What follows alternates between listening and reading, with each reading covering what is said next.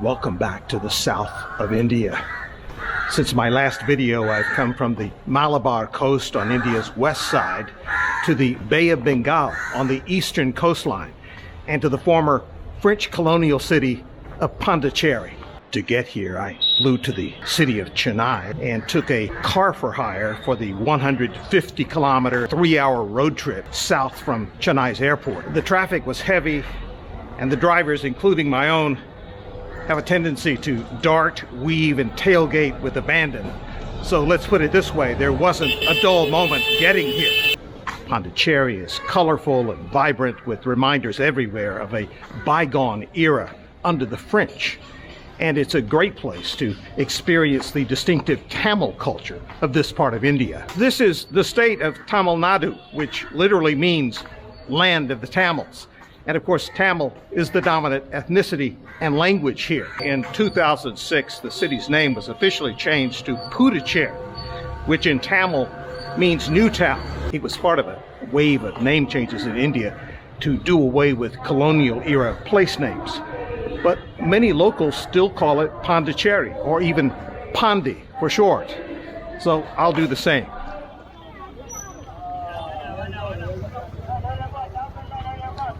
Hello, Moscow. When you think of India's colonial era, which lasted for about 4 centuries, one primarily thinks of the British, who pulled out of the country in 1947 when India finally gained independence. On going further back, there were the Portuguese and then the Dutch, each of whom controlled parts of India, beginning, in the case of the Portuguese, in the early 1500s. But the French, too, were players here, establishing trading ports at one place or another, mainly on the Bay of Bengal, in the mid-1600s. Pondicherry was established in 1663 and became the most distinguished of those settlements. The French lost the city a couple of times, first to the Dutch, then to the British, but managed to get it back each time after short intervals. They didn't hand over Pondicherry until 1954, 7 years after the nation came into existence. And if you want to be technical about it, the handover wasn't ratified by the French Parliament until 1962.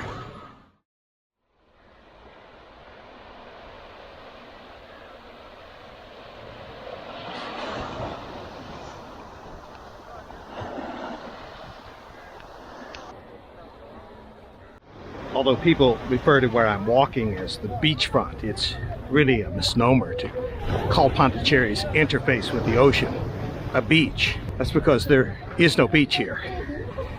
What used to be a beach has been destroyed with the construction of jetties piled with giant granite boulders. The jetties protect the city from ocean intrusion, but they've destroyed the once healthy beach here. There are a couple of good beaches on either side of the city, including on 1 or 2 nearby islands that one can get to easily from Pondicherry. I'm walking along a mile-long stretch of Gobert Avenue, the road along Pondicherry's waterfront, which is now a pedestrian way. This section of town is the old French Quarter, which was also known back in the day as White Town. Just to my right is an area of tree-lined streets, graceful old European-style churches, and distinctively French-style houses and public buildings. This little enclave was like a little piece of France on the Bay of Bengal, once known as the French Riviera of the East. But those days have long passed.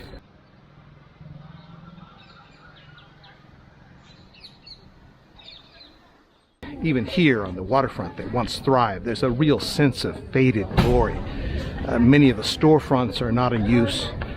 Some of the better colonial buildings now house government offices, and one has the feeling that if they didn't, those buildings would fall into neglect as well.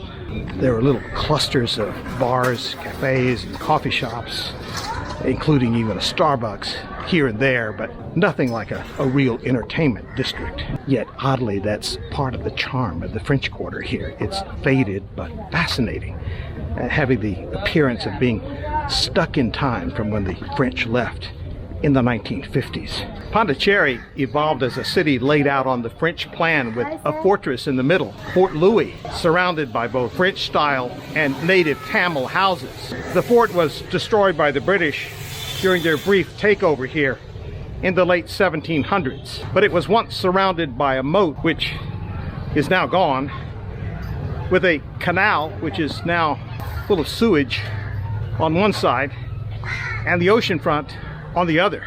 When the French retook Pondicherry, they laid out the old fort site as a European-style park with streets intersecting it from several angles. In and around the park, they erected civic monuments. The monuments are still here, but like a lot of other things in the French Quarter, they don't appear to have been given much attention.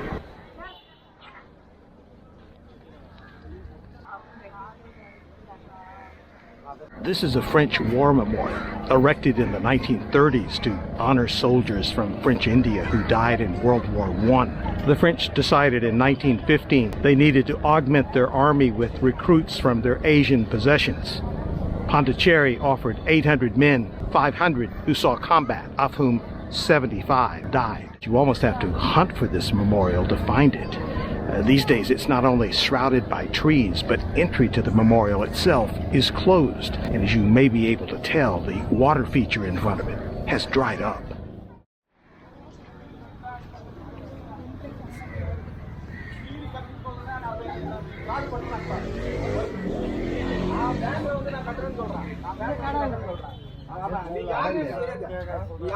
Once formal manicured Bharathi Park is another example of the faded glory of this one-time French colony.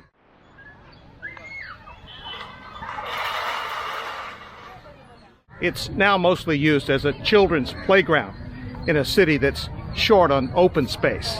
The arched dome you see here was built under Napoleon III and is called Ayi Mandapan. It commemorates the construction of a reservoir critical to providing water to colonial Pondicherry.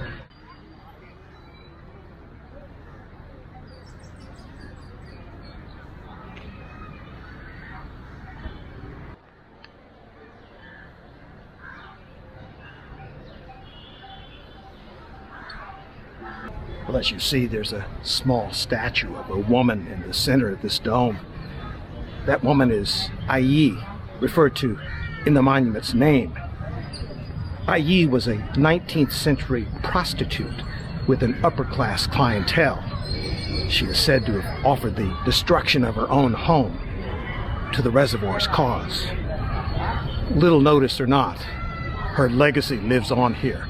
You might not think it, but after all these years, there remains a small French community in Pondicherry, mostly consisting of Indian citizens descended from former French settlers and colonists. Pondicherry is also a popular place for French tourists.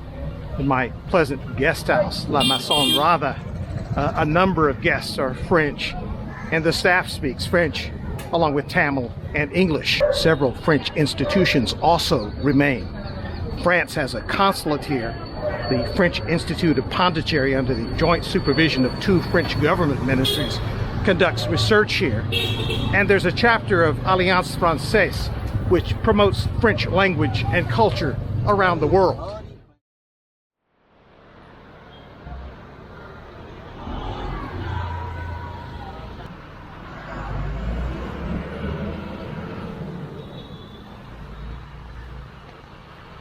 Most all of the streets in the French Quarter, and many of them outside of it, have retained their French names.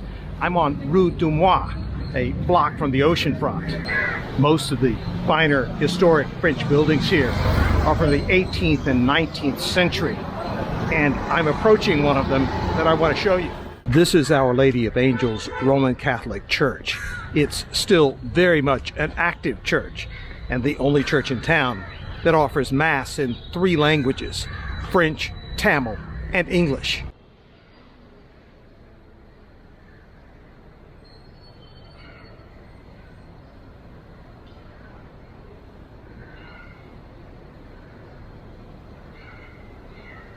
The atmosphere here is not at all like you often encounter. People are walking in and out freely. There are no minders telling you not to take pictures or take video. It's a very relaxed attitude here, sort of reflects the mood in the French Quarter generally, and the city for that matter. It isn't as if the neighborhood is treated as a special place of historical relevance. Rather, it's just another neighborhood which happens to contain a lot of old French buildings. I'm walking down the middle of Mahatma Ghandi Avenue here, which is one of the principal streets in the middle of Pondicherry. There are police blockades which apparently prohibit cars from wandering down this stretch of blocks during Sunday market along the street, even though, as you see, motorbikes are not excluded. A relative walk in the park compared to how it is at other times here. I've set out specifically to go to the Grand Bazaar here, which is a few blocks ahead and is a 7-day-a-week operation, and I'm told something that I should miss while in Pondicherry. I know a lot of people who come to India and who always remark how noisy the streets are, which is absolutely true, and how to them obnoxious the constant honking of horns is. And I also get that, but I think it should be said that there is some logic for the constant honking of horns in this country. It's part of the culture as a safety feature while on the road. And in case you don't know this, whether you're in a city or on a fast-moving rural highway, vehicles of all descriptions not only honk their horns at each other, which they're not really doing, they're, for the most part, warning each other that they're about to pass, or warning pedestrians that to look up and see them, this sort of thing. It's really required. In fact, you see it written on the back of many vehicles, including company vehicles, to honk horn as a reminder. So it's not just a case of Indians being horn happy.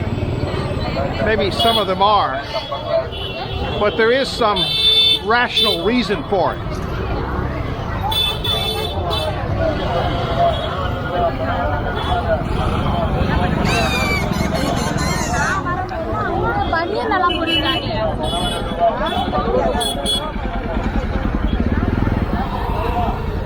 The bazaar is spread over several city blocks. I'm walking down one of the more lightly traveled of these, simply so that I can be heard on video. It is a large dispersed shopping district every day here, both indoors and outdoors. And of course today is Sunday, and I think that means that there's more outdoor activity because streets that aren't normally blocked off are blocked off today.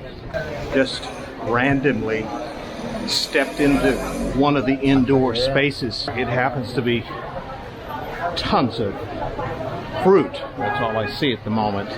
It's quite amazing here.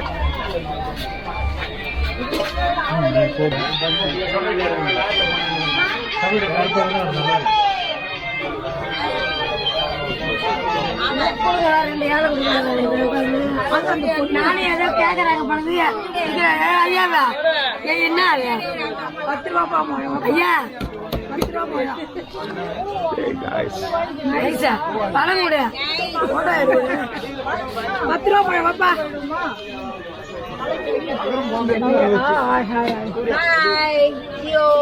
Hello.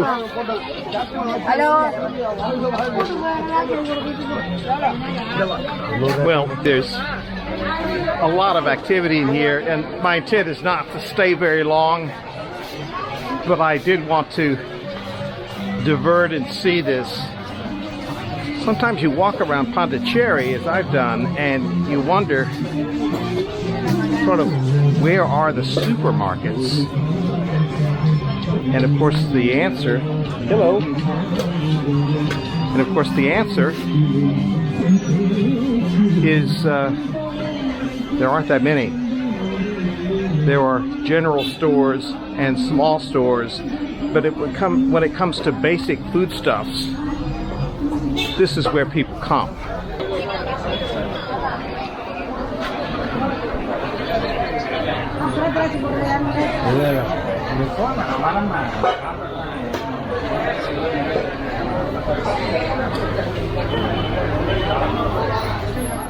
Well, there's a nice breeze that is picked up. Days here have been very comfortable by South Indian standards, with temperatures generally in the high 80s Fahrenheit. Although the first couple of days I was here, it got up to 95 degrees Fahrenheit. But it's really just a marvelous cloudless day, as it has been each day here in Pondicherry.